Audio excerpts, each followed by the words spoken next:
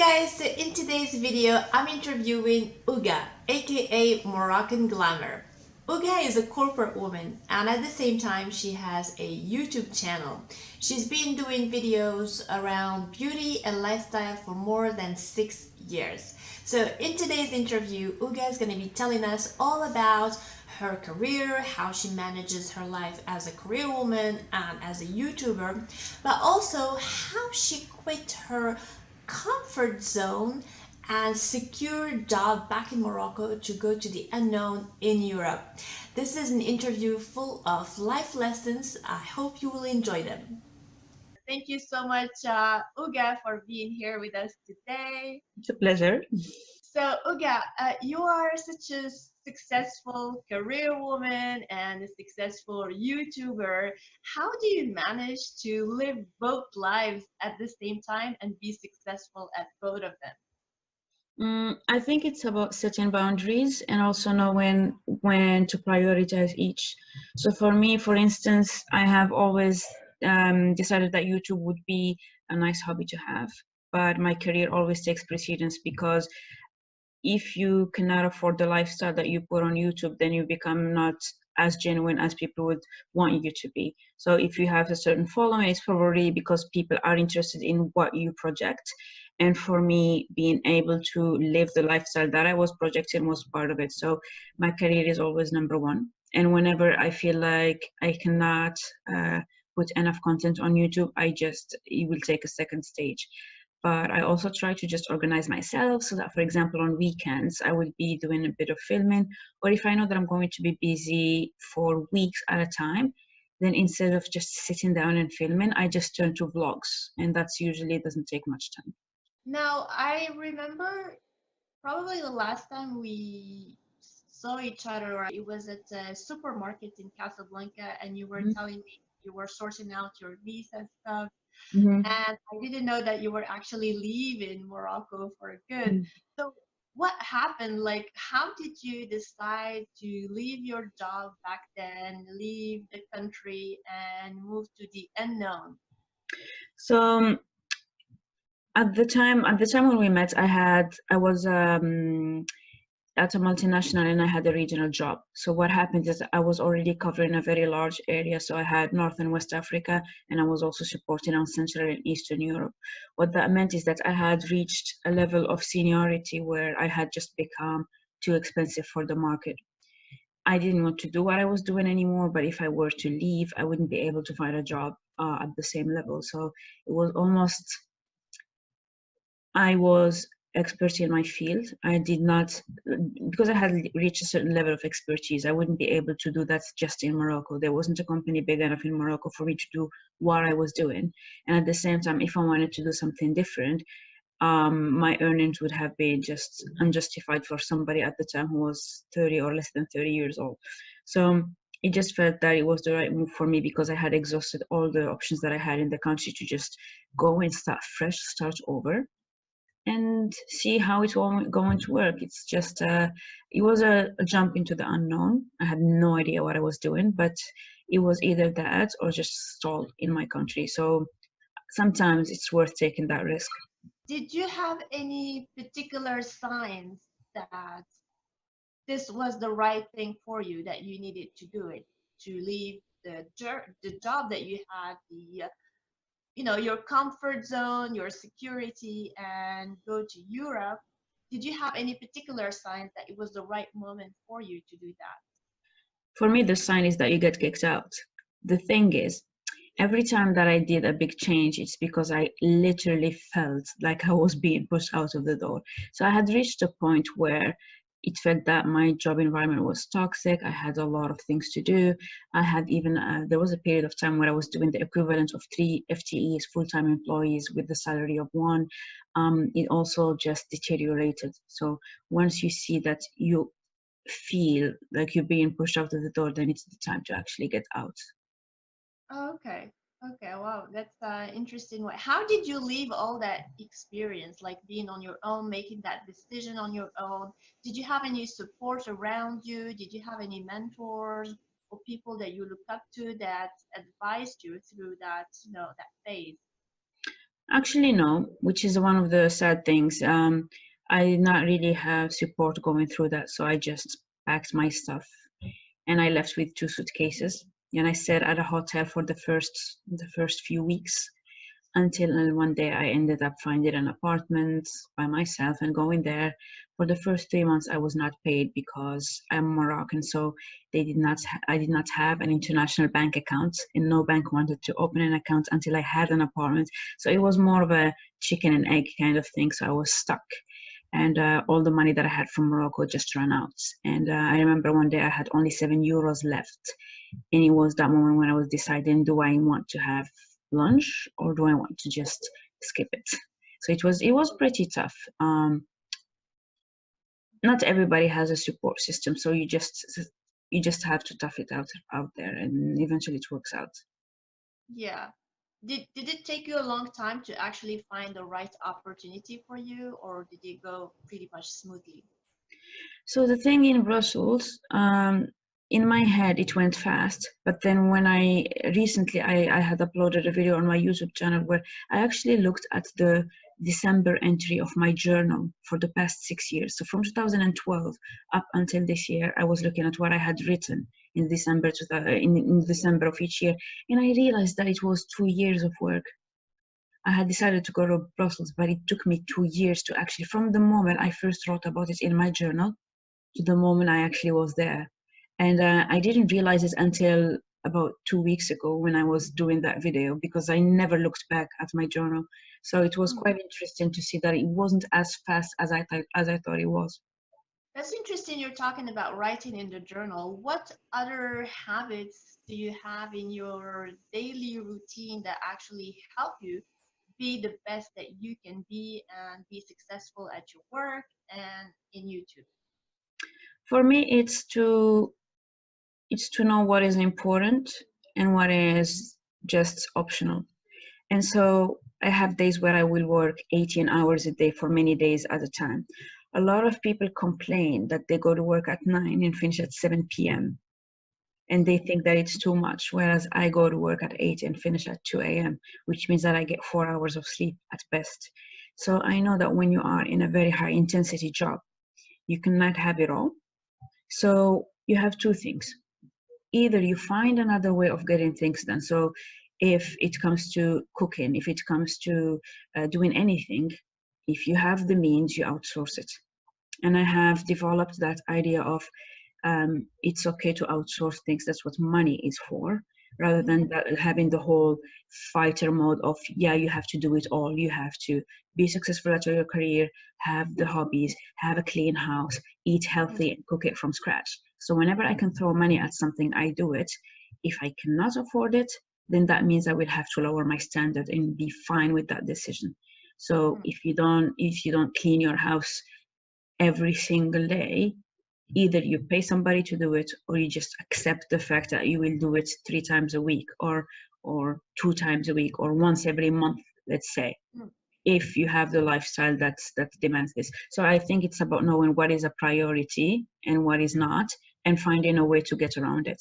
Any particular practices that you do on a daily basis that keep you focused and energized? For me, it's going out. I always make it a point to not eat lunch at my desk, regardless of what happens. I mean, I am the saddest when I have to do it. Mm, Um, and if I'm the one managing a team, I make sure it never happens. Never mm, eat your lunch at your desk. Always go out. Try to see. I don't eat it out, but just go out to get something, even if it's a salad, and come back and then sit down with people and ask them about their day. For me, when you're having a break, it has to be a perfect, total mental break.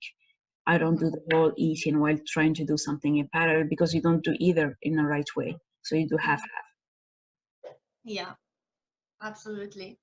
Now, in terms of YouTube, we can see that a lot of Moroccan bloggers, not a lot, but quite a good number of Moroccan bloggers, decided to leave their careers in the corporate world to just focus full time on their blogs or on their YouTube channel.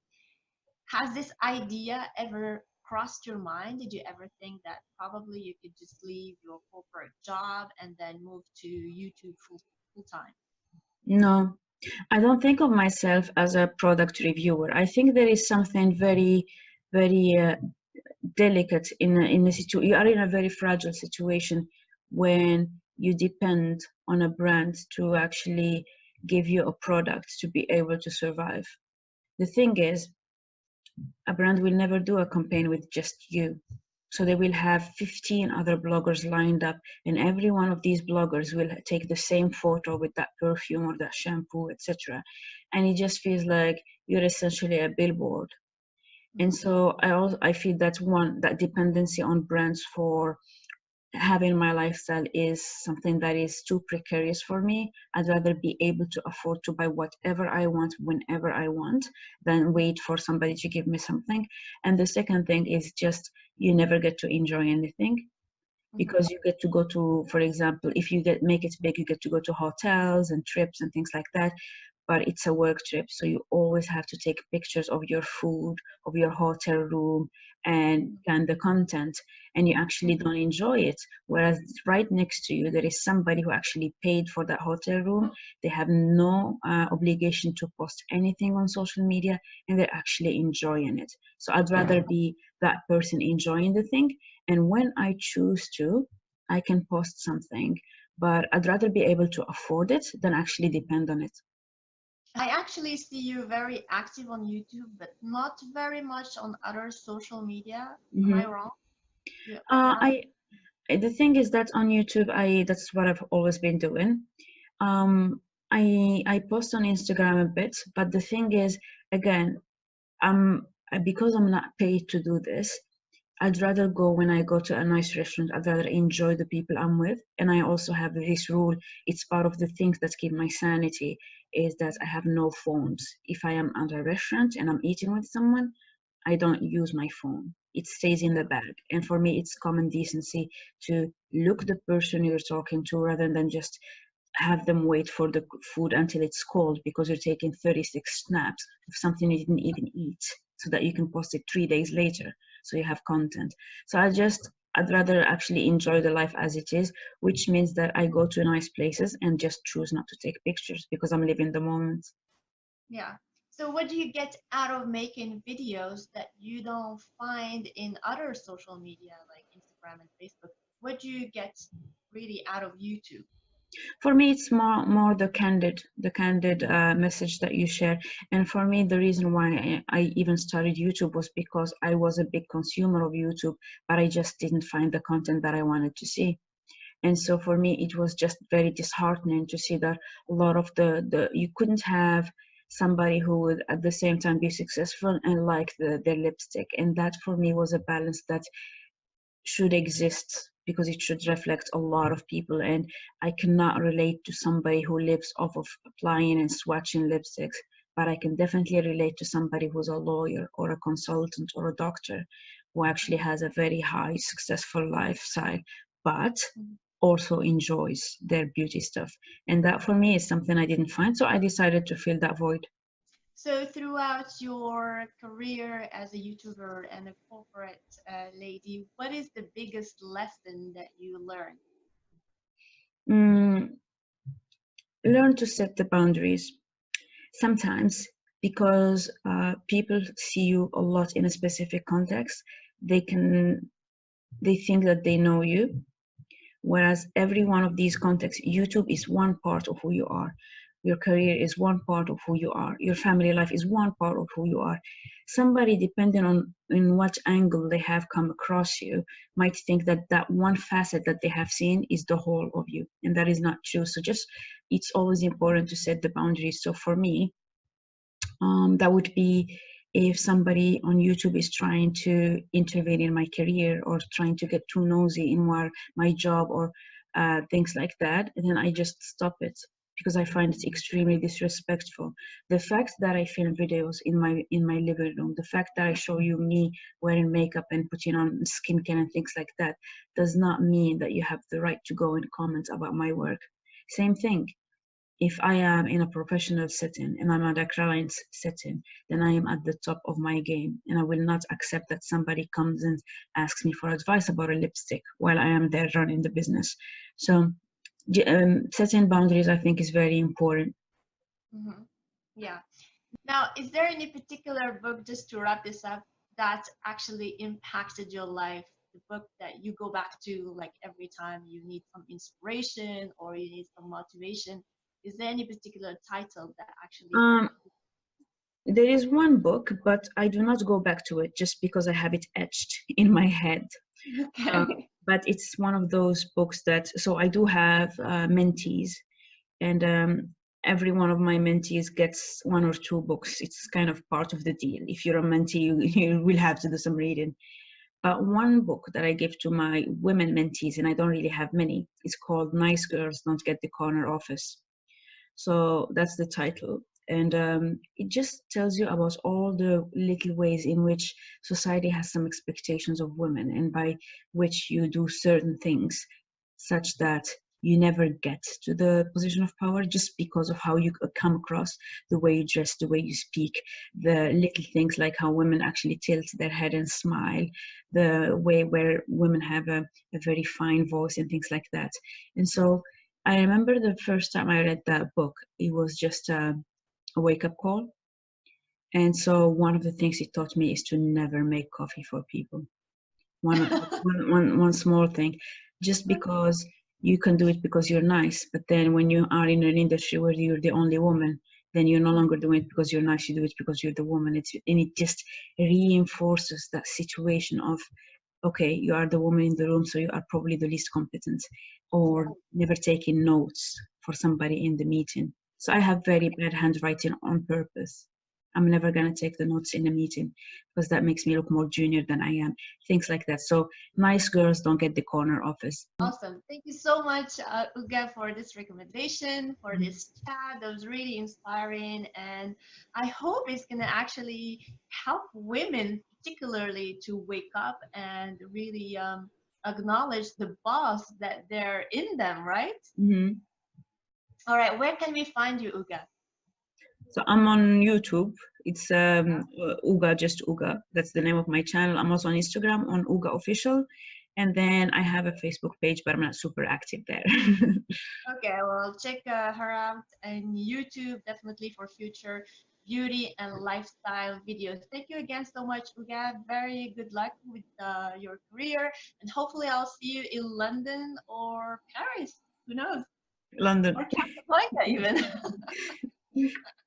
All right, thank you, Uga. Thank you. Bye. All right, guys, I hope you find this interview inspiring and helpful to use some of the learnings to apply them in your own life. So let me know down below, how are you going to be using a difficult situation that you're currently living and twist it into something bigger and better for you? Let me know down below. I'd love to know, and I'd love to have this conversation with you. Also, please consider subscribing to the channel if you haven't done so already, and let's stay in touch on social media. I'll see you very soon. Bye!